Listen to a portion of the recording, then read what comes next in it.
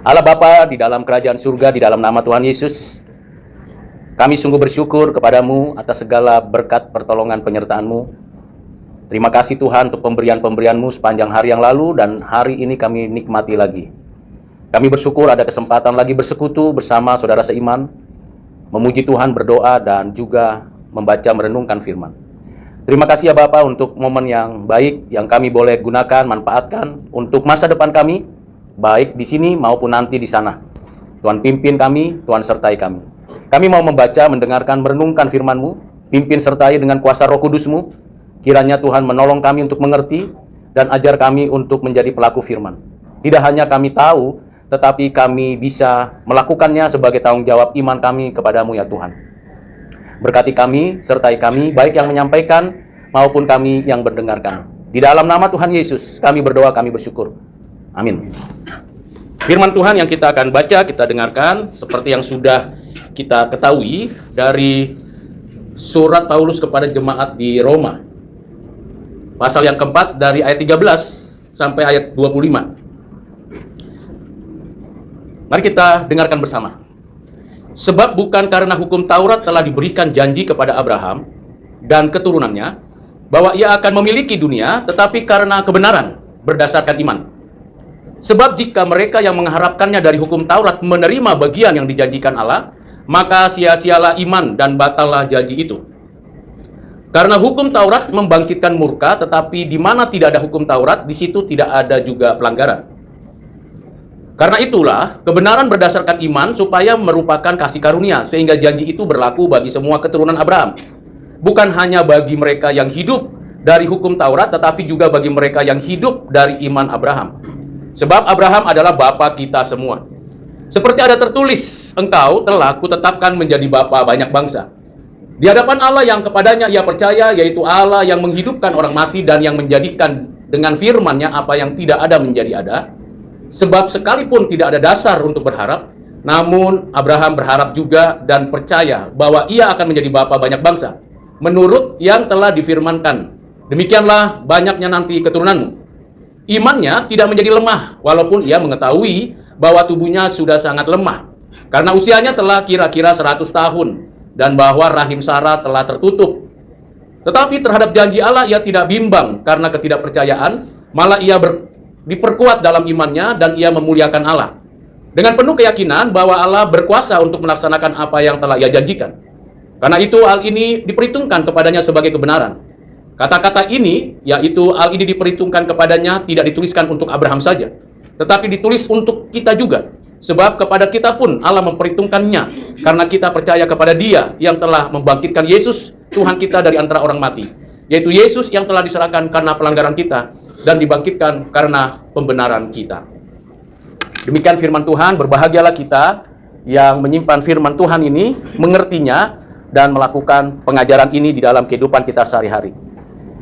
Kalau kita membaca dan menelusuri kisah Abraham di dalam kitab Kejadian, maka kita bisa memperhatikan perjalanan iman, dimulai dari panggilan. Bagaimana Allah memanggilnya keluar dari Ur Kasdim, lalu mengikuti apa yang Tuhan arahkan kepadanya. Tanpa komplain, tanpa tanya kanan kiri, tanpa minta pertimbangan kepada orang tuanya, Tera, tanpa berdialog dengan saudara-saudaranya. Dia jalan, dia ikuti sampai ke tempat yang Tuhan janjikan di sini. Dan selama perjalanan di sini itu, maksudnya di tanah Kanaan, kita bisa membaca dan mempelajarinya dari kitab Kejadian pasal 12 sampai 24. Betapa unik, ada kekurangan, keterbatasan, kelemahan Abraham. Baik karena terpengaruh sistem kehidupan di zaman itu, budaya di zaman itu, bahkan tuntutan yang dia kira dia bisa selesaikan dengan caranya. Up and down, pertumbuhan iman dari Abraham. Nah, kalau kita baca apa yang ditulis kembali oleh Paulus di dalam suratnya kepada jemaat di Roma, seperti yang saya sudah pernah katakan bahwa jemaat di Roma bukan didirikan oleh Rasul Paulus. Dan jemaat di Roma adalah jemaat yang multicultural, dengan latar belakang multi religion. Tentu tidak mudah untuk membawa kisah Abraham dalam konteks mereka. Apalagi kalau kita bawa kisah Abraham dalam konteks kita. Nah, ini perlu kita pahami makna apa sebenarnya yang perlu kita dapat temukan, pelajari, dan kita terapkan. Hal yang pertama yang saya ingin mengajak ibu bapak perlu renungkan adalah bicara tentang Allah kita adalah Allah yang beranugerah. Allah kita adalah Allah yang beranugerah. Bukan Allah yang meninggalkan ciptaannya, bukan Allah yang membiarkan seluruh karyanya tanpa kendali, tapi Allah yang beranugerah. Dan di dalam anugerahnya itulah terbentuk, tertata providensinya, pemeliharaannya. Allah yang beranugerah, kalau kita menelusuri secara detail dan rinci, maka di dalam pemikiran teologi reform, kita membagi anugerah Allah itu sama-sama dari Allah atas dua bagian. Yang pertama yang disebut dengan anugerah umum. Yang kedua yang disebut dengan anugerah khusus. Semua orang, kita menikmati anugerah umum Allah tanpa kecuali. Entah dia orang percaya atau tidak orang percaya, orang kafir, penyembah berhala atau bukan, Allah adalah Allah yang beranugerah, memberikan yang terbaik bagi manusia. Sekalipun misalnya ada kejahatan yang di hati Tuhan itu harus dihukum, tetapi Tuhan tetap beranugerah atas orang itu, diberi hidup dan kehidupan. Dan ini menjadi bagian penting bahwa Tuhan adalah Tuhan yang tidak membiarkan ciptaannya berada di dalam rencananya sendiri, tetapi di dalam rencana Tuhan. Hal yang berkaitan dengan anugerah Allah secara umum ini mungkin bagi kita hal biasa, tetapi ada banyak orang mengira bahwa kesulitan, kesusahan, penderitaan itu tidak ada intervensi Allah di sana. Seolah-olah Tuhan tidak peduli lagi dengan kita. Tidak adalah demikian. Tuhan tetap memberikan anugerahnya, kebaikan-kebaikannya. Melalui pemerintah, melalui pendidikan, melalui komunitas-komunitas yang ada, melalui keluarga-keluarga yang tersedia, Tuhan memberikan anugerahnya. Melalui alam, melalui bumi dan segala isinya. Bagian ini tidak perlu lebih mendalam kita pahami, karena ini nanti ranahnya di dalam pengertian-pengertian yang publik, ke orang-orang yang tidak percaya, kita bisa menjelaskan bagian ini menjadi jembatan mengenal Kristus. Bagian yang kedua yang saya ingin ajak ibu bapak merenungkan, yaitu anugerah khusus. Special grace. Allah yang beranugerah mengaruniakan anugerah khusus kepada Abraham. Sebelumnya kepada Nuh. Sebelumnya kepada Henokh. Sebelumnya kepada Seth. Sebelumnya kepada Habel. Tentu ini merupakan momen-momen penting dalam kehidupan manusia, bagaimana manusia yang berdosa, saya dan ibu bapak sekalian, mendapatkan anugerah khusus ini, special grace.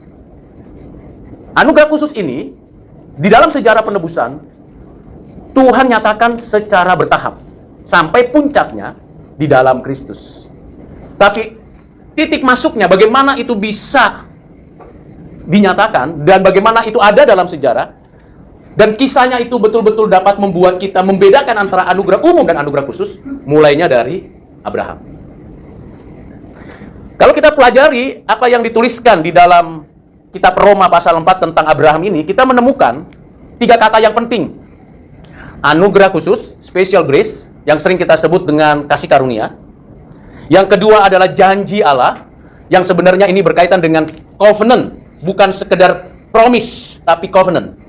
Yang ketiga adalah iman. Jadi 3 kata penting di dalam pembacaan kita itu menjadi ciri khas kekristenan. Anugerah khusus yang dinyatakan Allah memiliki 2 titik yang penting. Yang pertama adalah covenant. Saya tidak menyebutnya promise, saya menyebutnya covenant. Karena promise atau janji itu banyak sekali di dalam Alkitab. Tapi kalau bicara covenant, kaitan dengan karunia khusus atau anugerah khusus, itu dapat ditelusuri dari mulai Abraham. Covenant ini dikaruniakan Tuhan kepada Abraham. Dan melalui covenant ini, janji kekekalan yang datangnya dari Tuhan, yang disebut covenant ini tidak berlaku hanya untuk Abraham. Ini berlaku untuk Abraham dan anak perjanjian, serta orang-orang yang diberikan karunia untuk mendapatkan atau menerima covenant. Abraham punya anak 7. Kaget dengernya? Anak pertama yang bukan anak perjanjian tapi dari budak namanya Ismail. Anak ketiga, keempat, kelima, keenam, ketujuh itu yang diberikan Allah melalui Keturah. Setelah Sarah meninggal, dia menikah lagi dan punya anak namanya Keturah. Tapi anak perjanjian di dalam covenant-nya itu hanya Ishak. Jadi Hagar dan Ismail, Keturah dan 5 anaknya itu anugerah umum kalau bisa digambarkan demikian. Ishak itu anugerah khusus.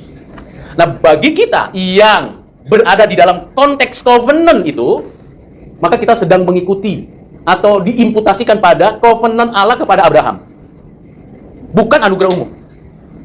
Bukan anugerah yang dikaruniakan kepada Hagar maupun Keturah. Jadi mesti bisa dibedakan.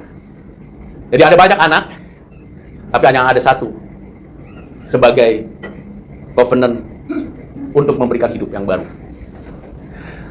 Nah, bagaimana covenant Allah ini yang secara khusus kepada Abraham, Ishak, Yakub, dan keturunannya sampai kepada kita itu terpenuhi? Bagaimana itu bisa covenant kepada Abraham, tapi bisa itu masuk ke dalam generasi sebelumnya dan sesudahnya? Bagaimana itu? Bagaimana bisa terjadi? Karena Kristus. Abraham menerima covenant bahwa melalui kamu, segala bangsa. Karena tadinya namanya Abraham artinya bapak bangsanya sendiri. Kemungkinan besar Abraham di Mesopotamia itu keturunan raja. Maka dibilang namanya Abraham, artinya bapak bukan segala bangsa, tapi bapak bangsanya. Sekarang diganti namanya atau ditambah luaskan dampaknya kepada segala bangsa. Every nation. Nah, kalau kita telusuri perjalanan Israel sangat sangat eksklusif. Kalangan dia sendiri. Tapi ketika kita masuk kepada Kristus dan berita Injil yang disampaikan oleh Kristus serta pengutusan Kristus kepada murid-murid, pergilah, jadikanlah segala bangsa muridku. Apa yang dijanjikan atau covenant Allah kepada Abraham bahwa melalui keturunanmu segala bangsa diberkati, itu digenapi hanya di dalam Kristus. Sampai sini Ibu Bapak bisa melihat koneksivitasnya. Jadi janji di dalam anugerah itu isi dari anugerah itu sendiri. Saya ulangi, covenant atau janji dari Allah berdasarkan anugerah itu isinya. Kalau tidak ada janji, maka anugerah tidak secara objektif kita bisa bedakan. Kita tidak bisa bedakan. Apa bedanya apa yang dikatakan Abraham kepada Hagar dan Ismail? Bukankah Tuhan berkata kepada Hagar dan Ismail bahwa keturunannya juga diberkati? Apa bedanya? Bukankah mereka juga keturunan Ismail itu banyak menjadi raja-raja? Bahkan lebih banyak dari orang Israel. Until now. Ibu Bapak, ini yang perlu kita renungkan bersama. Bahwa anugerah itu isinya janji Allah, covenant Allah. Ada anugerah, ada covenant Allah. Lalu bagaimana Abraham waktu dia dipanggil oleh Allah untuk mengikuti dia berdasarkan covenant-nya bisa nurut? Karena Allah di dalam anugerahnya mengaruniakan iman. Iman menjadi instrumen yang dikaruniakan Allah untuk melaluinya covenant itu menjadi nyata dalam hidupnya. Jadi iman bukan self-confidence. Oh, saya tahu, saya ngerti, saya ikutin. Itu masih self-confidence, itu masih antroposentris. Saya menentukan, karena saya tahu, maka saya ikuti. Tidak berhenti di sana atau tidak dimulai dari sana.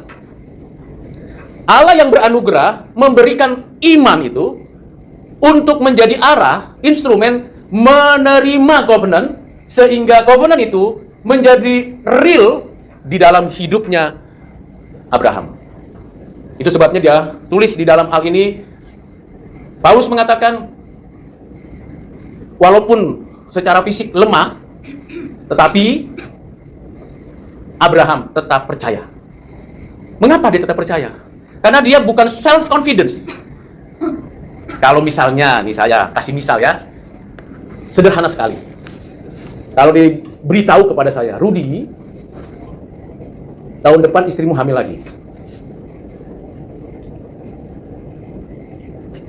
Kira-kira saya perlu nggak untuk meyakini itu berdasarkan keyakinan kepada apa yang dikatakan, atau saya meyakininya karena saya subur, saya masih sehat, dan istri saya masih subur, masih sehat. Lalu saya katakan, ya jelaslah, masih muda, istri masih muda, tahun depan akan punya anak lagi misalnya, seperti itu. Ini kisah saya kira-kira 20 tahun yang lalu Bapak Ibu ya, bukan sekarang. Tentu ada self-confidence nggak? Diuji di laboratorium, konsultasi dengan dokter, berinteraksi dengan istri, no problem. Nah, kalau di usia nanti saya mungkin 90 tahun atau 99 tahun jika Tuhan kehendaki, lalu istri saya usianya 89 tahun, misalnya seperti itu, lalu tiba-tiba datang seorang yang punya karisma, luar biasa hebatnya. Rudi, entah opung siapalah saya, itu disebut nanti. Istrimu yang sudah posisinya sudah tua, sudah keriput, ada nggak yang umur 89 masih umur seperti 17 kulitnya? Kecuali maupun pakai facial ya. Pakai apa namanya itu? Operasi plastik segala macam. Ya. Macam-macam lah ya. Tetap aja organ tubuhnya tidak bisa dibohongi kan? Terus dia bilang, istrimu akan melahirkan. Kalau kira-kira istri saya dengar, dia bilang, udah gila kali dia ngasih tahu. Ya kan? Maka Sarah ketawa waktu dikasih tahu begitu. Ketawanya itu betul-betul alami, bukan ngejek Tuhan, bukan. Ibu bapak kalau baca kitab suci, mesti masuk ke dalam subjektivitas daripada keberadaan dari para pelaku yang ada di dalam tulisan itu. Wah, ketawanya, saya nggak tahu bagaimana membayangkan ketawanya Sarah ketika mendengar covenant dari Allah itu. Tapi apa yang terjadi ibu bapak? Kau tidak sanggup, istrimu pun ketawa, tapi tidak ada yang mustahil bagimu. Itulah iman. Bagaimana punya iman itu? Bukan self-confidence lagi-lagi, tetapi iman itu adalah sarana, instrumen dari Allah yang beranugerah untuk meyakini bahwa covenant itu real. Bagaimana dengan ibu bapak? Ada banyak janji Tuhan, bukan? Ada banyak kebenaran firman Tuhan. Mengapa masih kita ragu? Mengapa ibu bapak dan saya masih bimbang atas segala janji Tuhan bahwa Tuhan menyertaimu sampai akhir zaman? Abraham nggak ngeliat loh, anak cucunya banyak begitu, nggak ngeliat. Kalaupun di dalam Alkitab, Perjanjian Baru dalam kitab Injil ditulis, Abraham memangku Lazarus. Itu kan di Firdaus, dalam penggambaran yang disampaikan oleh Tuhan Yesus. Abraham mewakili Perjanjian Lama, orang beriman. Lazarus mewakili Perjanjian Baru, orang beriman. Berarti kalau kita membahas bagian ini, Abraham memangku Lazarus. Ini menunjukkan bahwa apa yang dijanjikan Tuhan itu betul-betul terjadi. Walaupun di dalam sejarah hidupnya sampai 175 tahun, Abraham nggak melihat itu Lazarus. Ibu bapak, saudara yang kekasih dalam Kristus, ribuan tahun teruji iman itu. Pertanyaannya, bagaimana kita menguji iman kita? Nggak cukup 1 hari, nggak cukup 1 jam, nggak cukup hanya untuk ikut devosi tiap hari Kamis atau membaca Biredi tiap hari, tidak cukup. Waktu pengujian itu sampai akhir hidup kita. Setiakah kita? Sekali lagi, anugerah khusus, berdasarkan anugerah itu janji diberikan, dan kita dikaruniai instrumen iman, dan ketika ini bergerak seperti jam kita yang ada geriginya, begitu bergerak, yang lain bergerak menit, detik, begitu. Apa luarannya dari semua pergerakan perjalanan iman kita? Buah. Buahnya apa? Buah yang kita bisa pelajari dari Abraham adalah pertumbuhan iman dia dari dia tadinya mengandalkan self-confidence, pengetahuan akan Allah yang apa adanya. Satu hal yang dia pelajari ketika kita baca dari 2 peristiwa. Anaknya dipersembahkan dan dia meminta Lot diselamatkan.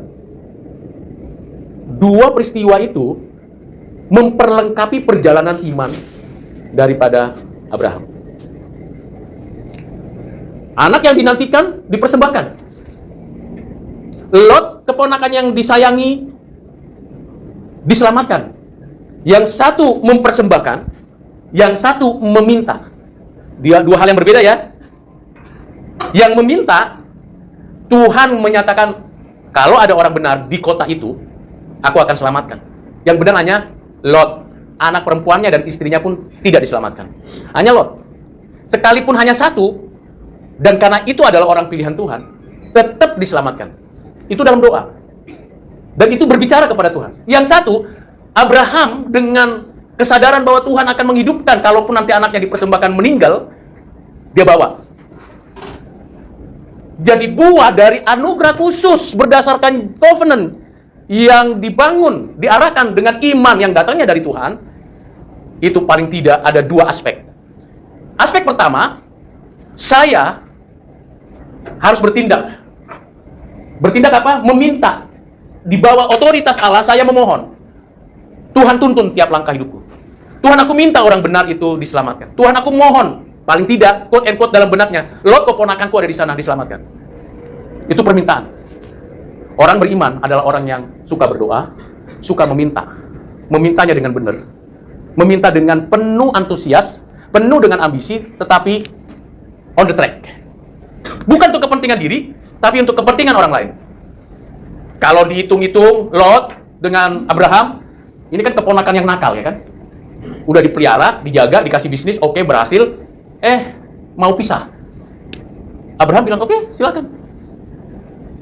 Kalau misalnya kita begitu bagaimana? Ya rasain sendirilah, itu kan kepilihanmu. Ngapain kamu ke situ gitu kan? Tapi Abraham tidak demikian. Orang yang memiliki iman yang benar adalah orang yang memperhitungkan kebaikan Tuhan untuk orang lain. Berapa banyak orang yang menyakiti hati ibu bapak? Berapa banyak?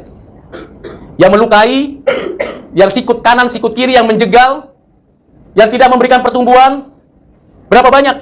Pernahkah ibu bapak mendoakan mereka supaya mereka yang seperti itu mengenal Kristus? Itulah buahnya. Tidak cukup hanya meminta, tapi langkah yang kedua adalah memberi yang terbaik. Siapa? Anak. Anak itu terbaik. Kalau orang Batak, anak kokido mau raud diau. Anak itu kekayaanku. Mau saya susah, mau bagaimana caranya, pokoknya kalau namanya anak, saya perjuangkan sampai dia sukses. Itu yang terbaik. Itu tanggung jawab orang tua. Sekarang itu diberikan kepada Tuhan. Serahkan itu sama Tuhan. Doa saya sampai sekarang adalah, Tuhan, dari 3 anakku, harapan dan doa saya adalah minta supaya ketiga anak saya menjadi hamba Tuhan. Belum ada titik teranya, belum ada. Masing-masing sudah punya rencana masing-masing. Kalau debat teologis sih oke, tapi belum betul-betul punya hati mau melayani Tuhan. Doa saya itu. Maukah kita mempersembahkan yang terbaik? Siapa yang terbaik? Anak ibu bapak. Yang belum menikah, segeralah menikah, punya keturunan. Paling tidak keponakanmu, ya kan? Pernahkah ibu bapak mempersembahkan itu kepada Tuhan?